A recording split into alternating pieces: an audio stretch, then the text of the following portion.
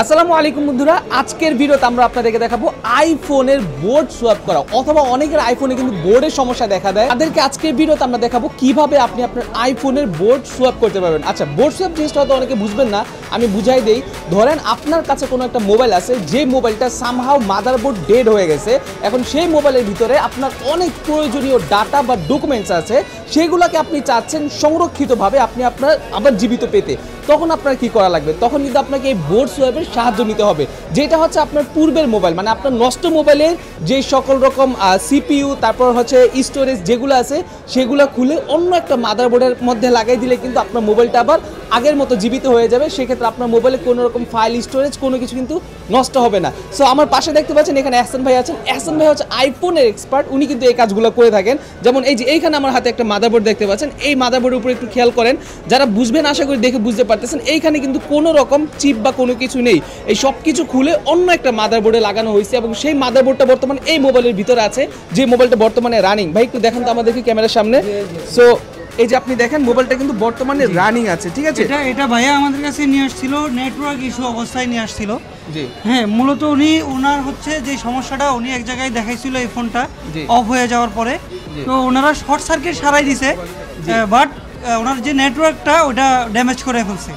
তো ড্যামেজ করার পরে উনি আমাদের পরিচিত কাস্টমার, এর আগে আমাদের কাছে একটা কাজ করাইছিল, এখন আমাদের কাছে আবার আসছে। পরে আমরা এখন এটা ভালো করে দেখে ডায়াগনোসিস করে এখন ওনার এটা কমপ্লিট করে দিলাম বুট সোয়াপ করার মাধ্যমে। আচ্ছা, বোর্ড সোয়াপ তো আমি যেটা বলছি এইটাই তো নাকি? আচ্ছা, সো এই বোর্ড সোয়াপ করলে কি মানে ঠিক হওয়ার চান্স থাকে কিনা?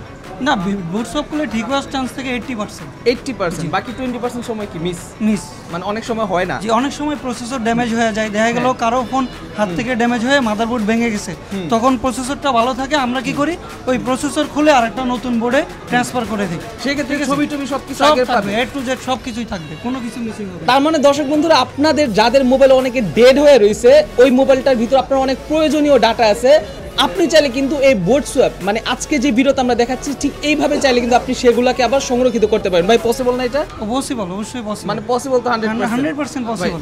আমার নিজের ভাই এতদিন আইডিয়া ছিল না এত সুন্দর একটা জিনিস যেটা কিনা বোর্ড সোয়াপের মাধ্যমে করা যায়। আচ্ছা এহসান ভাই, এটা কি মোবাইলের মধ্যে করা যায় বলেন তো? এটা আইফোনের সবগুলো মডেলেই করা যাবে। Only iPhone?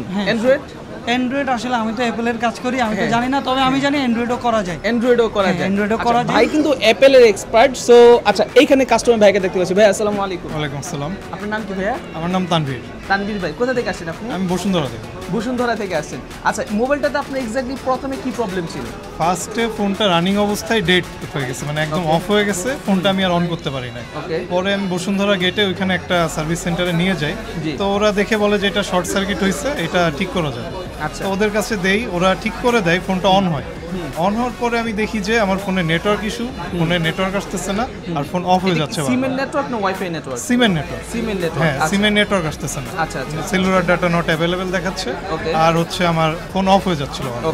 তো ভাইয়াদের কাছ থেকে আমি এর আগেও কাজ করাইছি আমার ফোনে, তো এই জন্য আমি ডিরেক্ট ওনাদের কাছে আসছি, এসে ভাইকে বললাম সমস্যা, তো উনি দেখে বললো যে হ্যাঁ ভাই দেখা যাক, ট্রাই করে দেখি। তো আলহামদুলিল্লাহ মোটামুটি সলভ করে ফেলছে। ওকে, সো ভাই এখন কি আপনি হ্যাপি? হ্যাঁ অবশ্যই। আচ্ছা ওকে, তো বেশি সময়ও নেই, আবার মাত্র 2 ঘন্টা, আমি 2 ঘন্টার মধ্যে এটা কমপ্লিট করে দিয়েছি। 2 ঘন্টা বেশি সময় না? বেশি সময়, কিন্তু বুট সোয়াপের জন্য মিনিমাম 4-5 ঘন্টা সময় প্রয়োজন। ও আচ্ছা, সেখানে আমি 2 ঘন্টায় ওনাকে কমপ্লিট করে দিয়েছি। আচ্ছা ঠিক আছে, ওকে। সো এহসান ভাই কিন্তু আসলে অনেক এক্সপার্ট একজন মানুষ, ঠিক আছে? আপনি তার কাছে যদি আসেন, আপনি দেখবেন যে তার এখানে আইফোনের কাজ ভরা, অল টাইম আইফোন, ঠিক আছে? ভাই কিন্তু শুধুমাত্র আইফোন স্পেশালিস্ট। আচ্ছা এহসান ভাই, এগুলোর বিলগুলো কি একটু বলা যাবে আমাদেরকে, মানে এভারেজ রেঞ্জ? এগুলোর আসলে এভারেজ সবগুলো মডেল হিসেবে তো বলা যাবে না, তবে বুট সোয়াপের ক্ষেত্রে এগুলার বিলগুলো মোটামুটি 5000, 6000, 8000 এইভাবে আমরা বিল করি। এইভাবে হয়? হ্যাঁ, যেহেতু আমাদের এই যে মাদারবোর্ডটা থাকে, এটা কিনে আমাদের তারপরে কাজ করতে হয়, এই বোর্ডের বিলটা তো আমাদের পেড করতে হবে। হ্যাঁ হ্যাঁ, রাইট। ওটার মানে বাবদ যেটা থাকে পরে ওটা আমরা বিল করে নিই আর কি। আচ্ছা, বুঝতে পারছি। সো এখানে হচ্ছে মেইনলি মানে যেগুলো কিনা বোর্ড সোয়াপ হয়, এগুলোর বিলগুলো একটু বেশি, কারণ হচ্ছে ওনাদের অলরেডি একটা মাদারবোর্ড কিনতে হয়, ওই মাদারবোর্ডটাও কিন্তু ভালো থাকতে হয়, ঠিক আছে? তারপর আপনার যে মাদারবোর্ডের মধ্যে ডাটা থাকে ওগুলো কিন্তু চেঞ্জ করে এইখানে নিয়ে আসতে হয়, যার জন্য হচ্ছে একটা লং একটা প্রসেস। আর এইটাতে ভাইয়ের মাত্র 2 ঘন্টা সময় লাগছে, সো এটা জায়গা ভেদে সময় আরও বেশি লাগে, ঠিক আছে? আর ভাই যেহেতু প্রতিদিন আইফোনের এই ধরনের কাজ করে, সো আপনারা চাইলে কিন্তু এহসান ভাইয়ের সাথে আসতে পারেন। ওনাদের যে নাম্বারটা আমি দিয়ে দিচ্ছি।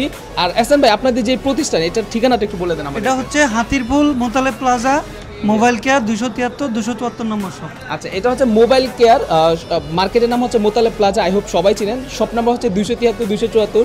ওনাদের ফোন নাম্বারটা আমি স্ক্রিনের উপর দিয়ে রাখছি, আমি তারপরে মুখে একবার বলে দিই 01913805805। আপনি চাইলে এই নাম্বারে কন্ট্যাক্ট করবেন, হোয়াটসঅ্যাপ খোলা আছে এই নাম্বারে। আপনার মোবাইলের যাবতীয় যে কোনো সমস্যা, নট অনলি আইফোন, অ্যান্ড্রয়েড থেকে শুরু করে সকল ধরনের মোবাইল সমস্যা সমাধানের জন্য আপনারা চাইলে কন্ট্যাক্ট করতে পারবেন মোবাইল কেয়ারের সাথে। ভালো থাকবেন, সুস্থ থাকবেন, আসসালামু আলাইকুম, আল্লাহ হাফেজ।